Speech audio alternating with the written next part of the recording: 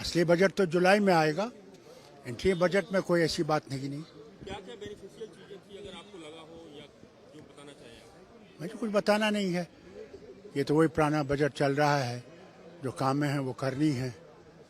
और ठीक है, चल रहा है। रोजगार के अवसर बढ़ेंगे और बहुत सारे हम उम्मीद करते हैं कि लोगों को फ़ायदा हो। हमारी तो यही है कि वतन आगे बढ़े, तरक्की करे, इन्फ्लेशन डाउन आए, एम्प्लॉयमेंट बढ़े, इंडस्ट्रीज़ बढ़े।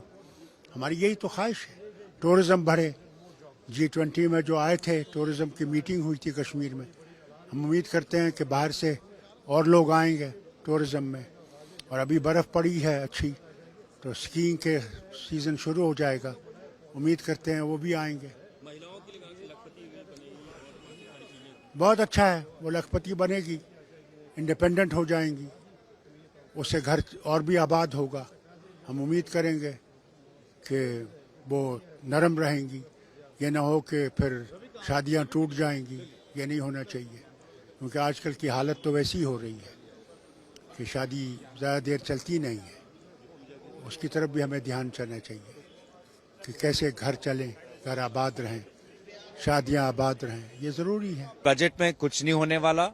इस बजट में गरीब और मध्यम वर्ग को सिर्फ जुमले और शब्दों का अच्छा प्रोनाउंसिएशन, शब्दों का अच्छा आचरण मिलेगा। और जो भी अगर कुछ है सब्सटेंटिव, अगर कुछ ठोस है इस बजट में, तो सारे सबसे बड़े जो उद्योगपति जो मोदी जी के करीब हैं, जो नए उद्योग में निवेश करना चाहते हैं, उनके लिए इस बजट में कुछ मिलेगा। और वही इस बजट में हमने देखा। निर्मला जी ने ये भी कह दिया है कि जुलाई में जो हम बजट पेश करेंगे उसमें विकसित भारत की पूरी और तस्वीर आपको नजर आएगी। देखिए, मुझे लगता है इसी में सरकार की अहंकार दिखती है। निर्वाचन हुआ नहीं है और ये अपने आप को विजेता घोषित कर रहे हैं। जनता जनार्दन है और कोई भी राजनीतिक दल भारत के जनता से अपने आप को बड़ा नहीं समझना चाहिए। नामी बजट नहीं, मैं तो कहती हूँ एक तरीके से थोड़ी मुझे इसमें एरोगेंस नजर आ रही थी कि हम जुलाई में हम बजट पेश, या तो आपकी कोई प्लानिंग है जो देशवासियों को नहीं पता, क्योंकि हर एक इलेक्शन में जो भी यहाँ पहुँचता है, पहली चीज़ आपको ये पता है, you can not take any election for granted, क्योंकि इलेक्शन के रिजल्ट लोग क्या समझते हैं वो लोग ही जानते हैं। और आज की डेट में आप पहले से ही इतनी एरोगेंटली आप अनाउंस कर रहे हैं कि सही बजट हम जुलाई में करेंगे, तो पता नहीं आपने क्या प्लानिंग करी है और ये आपके पास ये ओवर कॉन्फिडेंस क्यों है, ये आप ही जानते हैं।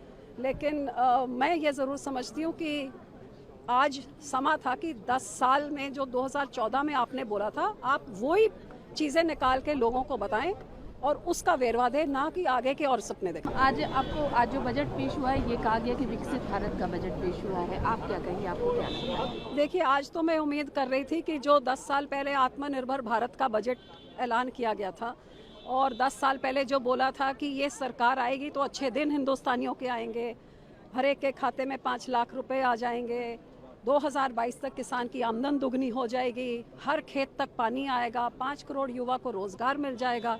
10 सालों के लंबे समय में उम्मीद तो ये थी कि जो वादे किए थे उनके क्या स्टेटस है आज 10 साल बाद, उसकी बात करेंगे।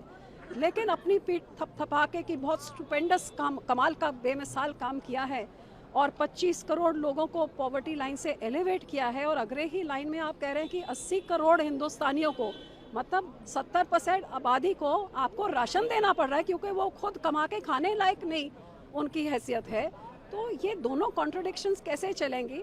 आज बताना था कि कितने भारत की पॉपुलेशन 140 करोड़ में से आत्मनिर्भर कितने हो गए हैं, 5 करोड़ में से कितने युवा को आपने नौकरी दे दिया है, 2022 तक आपने 22-24 तक कितने किसानों की आमदन दुगनी हो गई है, कितना नमामि गंगा हो गया है या कितना स्वच्छ भारत हो गया। ये चीज़ों के जवाब देने थे ना। अब आप अगले 5 सालों में हम ये करेंगे, पहले तो पिछले 5 साल को, इतना लंबा समय, उसका लेखा जोखा दीजिए। सो वो कुछ देखने को नहीं मिला था। हाँ, ये मैं ज़रूर अप्रिशिएट करती हूँ कि कोई इन्होंने, जो मैं उम्मीद कर रही थी कि शायद वोटों की राजनीति के लिए रेवड़ी बांटेंगे, वो बांटने का काम नहीं किया। ये बहुत अच्छा एक फैसला था। लेकिन इसकी दुख ज़रूर है कि कहीं ना कहीं जो ज़मीनी हकीकत, आज के 60% हमारी आबादी गांव में रहती है। अब गांव की महिला हो, गांव का युवा हो, अन्नदाता हो, उनके जो हकीकत में हालात हैं और जो यहाँ पे बोला जाता है वो एक ज़मीन आसमान का फ़र्क है, कट ऑफ फ्रॉम रियलिटी कहीं ना कहीं। कहने में और करने में जमीन आसमान का अंतर है और यही हम 10 साल से देखते आ रहे हैं। 2014 में जो लंबे चौड़े वादे किए थे अपने कैंपेन में, वो आज तक नहीं हुआ।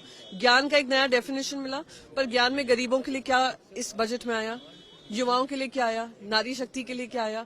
कुछ भी नहीं आया है, सिर्फ उनको ठेंगा दिखा दिया गया। मैं कहती हूँ ठंडे मौसम में ठंडा पानी आम जनता की उम्मीदों पे डालने का काम इस बजट ने किया है।